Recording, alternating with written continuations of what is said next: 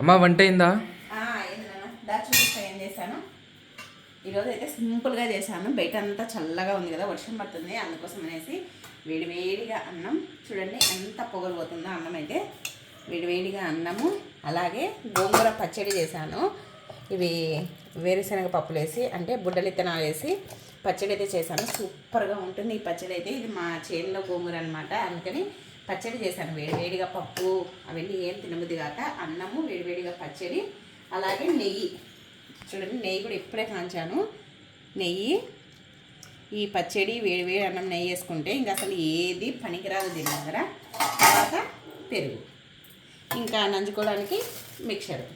ఇవండి ఈరోజు నైట్ సింపుల్గా మా డిన్నర్ అయితే మరి మీ ఇంట్లో మీరే స్పెషల్ చేశారు, ఏం చేశారు? మీకు కూడా ఇలా చల్లగా ఉన్నప్పుడు, వాతావరణం చల్లగా ఉన్నప్పుడు పచ్చళ్ళు చేసుకొని తినడం ఇష్టమా? కమెంట్ చేయండి. బాయ్ అండి.